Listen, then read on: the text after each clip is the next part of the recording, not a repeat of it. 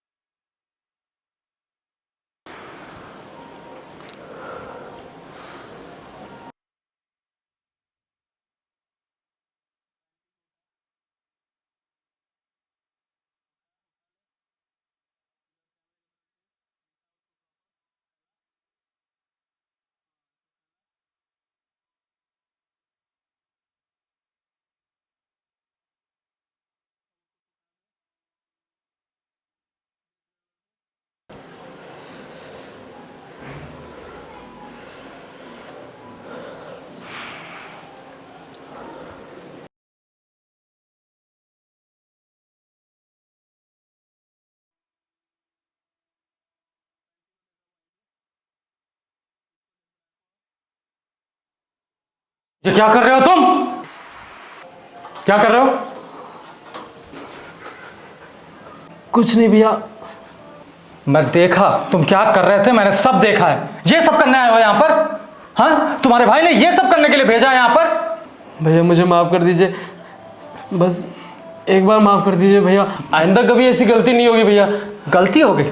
तुम्हारा भाई मेरे सामने गिड़गिड़ा रहा था तुम्हारे भविष्य के लिए, और तुम ये सब करके अपना भविष्य बना रहे हो? हाँ, रुको, मैं अभी तुम्हारे भैया को फोन करके सब बताता हूँ। मुझे माफ़ कर दीजिए भैया, भैया को प्लीज़ मत बताइएगा, प्लीज़ भैया एक बार मुझे माफ़ कर दीजिए, दोबारा ऐसी गलती कभी नहीं होगी भैया, प्लीज़ मुझे माफ़ कर दीजिए भैया। माफ कर दूं? हाँ, माफ कर दूं तुमको? अरे मैं तुम्हारे भरोसे पे अपनी पत्नी को तुम्हारे पास छोड़ कर जाता हूं, और तुम ये सब करते हो यहाँ पर? भैया दोबारा ऐसी गलती नहीं होगी भैया। दोबारा गलती नहीं होगी? मेरा दिमाग बहुत खराब हो गया है, समझे ना? चले जाओ यहाँ से, निकलो। भैया अब दोबारा नहीं होगा मुझसे भैया, बस एक बार माफ़ कर दीजिए भैया। मैंने कहा ना, मेरे नजरों के सामने से दूर हो जाओ। चलो जाओ यहाँ से, चल जाओ। योगिता, योगिता! क्या हुआ? क्यों आसमान सर पे उठा रखा है? ये सब क्या है? ब्रा है? धीरे बोलो, तुम में जरा भी शर्म है कि नहीं? कोई ऐसे ब्रा पैंटी सरेआम डालता है? पर हुआ क्या ये तो बताओ। अभी 2 थप्पड़ मारूंगा ना, सब समझ में आ जाएगा। आराम से बात करो। इस तरह कोई ब्रा पैंटी चिल्लाता है क्या? हाँ, और इस तरह खुलेआम तुम इसको सुखा रही हो। घर में और भी मर्द हैं, क्या सोचेंगे वो? क्या सोचेंगे?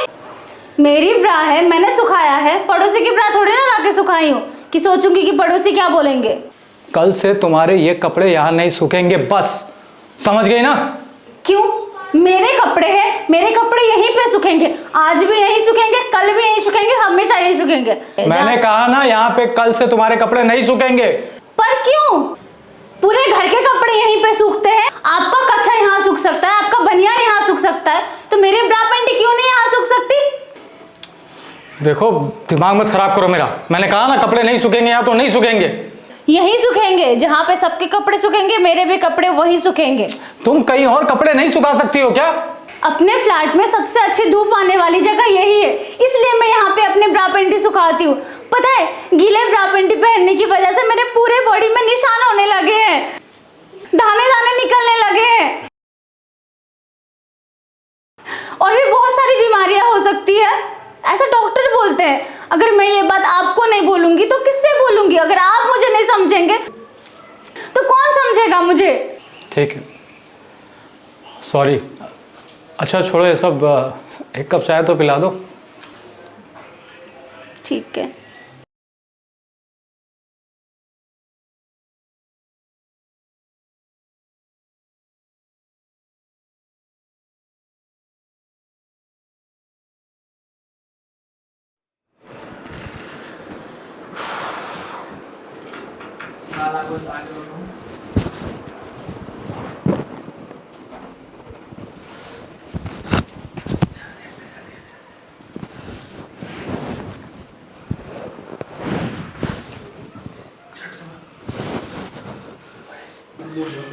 तुम यहाँ पे? हाँ, तुम्हें यहाँ पढ़ने के लिए रखा गया है ना तुम्हारे भैया ने, और तुम मेरे साथ ये सब कर रहे हो?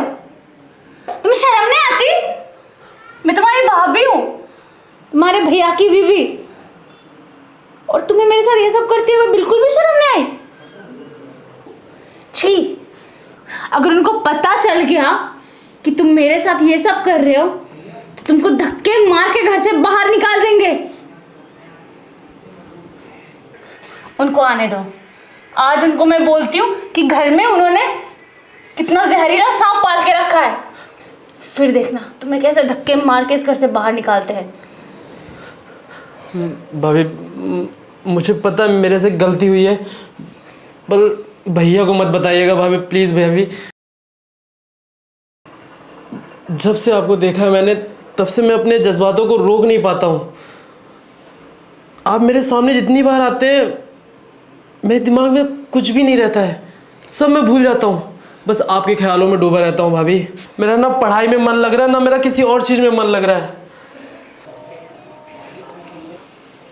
मैं अपने जज्बातों को बयान नहीं कर सकता आपके सामने। दिन रात बस आपके ख्यालों में पड़ा रहता हूँ मैं। आपको मैं कैसे समझाऊं कि मैं आपकी तरफ कितना खिंचा हुआ चला आ रहा हूँ। अच्छा, ये तुम्हारी पढ़ने की उम्र में तुम्हें ये सब होने लगा? बस आपसे एक विनती है भाभी, मुझे मेरे तन की प्यास एक बार बुझा लेने दीजिए, नहीं तो मैं मर जाऊंगा। मैं आपके हाथ जोड़ता हूँ अभी। अच्छा, तुम्हें अपने तन की प्यास बुझाना है? तन की प्यास बुझाना है तुम्हें? छी, कितने गंदे हो तुम। मैं तुम्हारी भाभी हूँ और तुम मेरे सामने ये सब बातें कर रहे हो, तुम्हें शर्म नहीं आती? नहीं, आज तो आने ही दो तुम्हारे भैया को, फिर देखना क्या होगा तुम्हारा। निकलो अभी के अभी, और तुम्हारा ये हिसाब ना तुम्हारे भैया के सामने करूंगी मैं। आने दो उनको शाम को, चलो निकलो। भाभी मुझे माफ़ कर दीजिए, मैं आपको कैसे समझाऊं कि मैं आपके लिए कितना पागल हो गया हूँ। मैंने बोला नहीं, यहाँ से निकलो, चलो निकलो निकलो।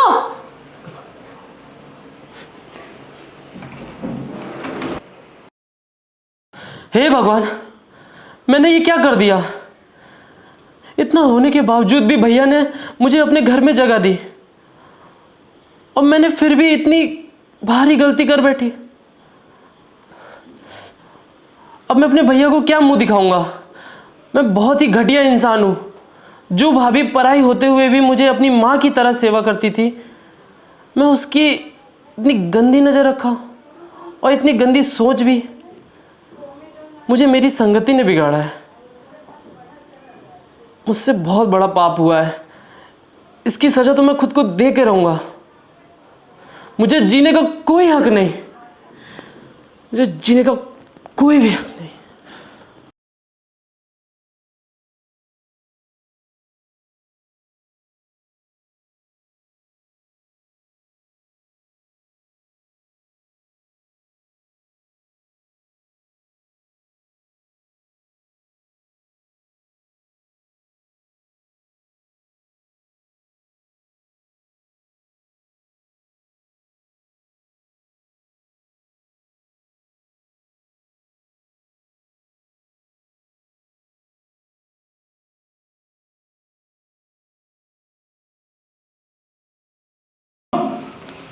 गौतम, ये देखो, दारू पी के कैसे आराम से सोया पड़ा है। अरे तूने मेरी बीवी के साथ क्या किया?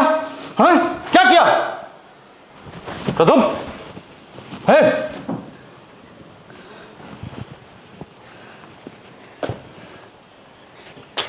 क्या हो गया?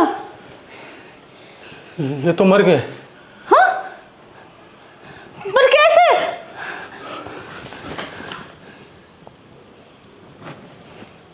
इसमें जहर है।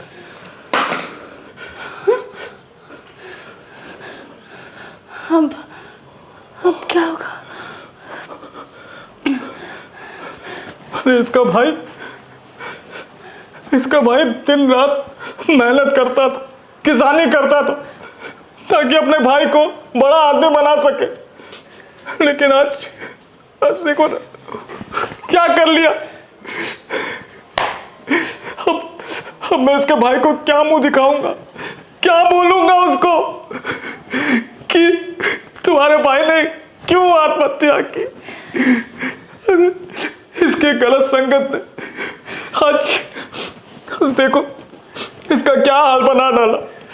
मुझे पछतावा हो रहा है, मैंने आखिर इसे अपने आप बुलाया ही क्यों। मुझे कुछ समझ में नहीं आ रहा अब क्या होगा। इसका भाई तो रो रो के मर जाएगा। वो सारी जिंदगी बस इसी आस में मेहनत कर रहा है कि मेरा भाई पढ़ लिख कर अधिकारी बन जाएगा, गांव में उसका नाम होगा, उसके माता पिता शान से सर उठा के गांव में घूमेंगे। लेकिन देखो ना उसका भाई।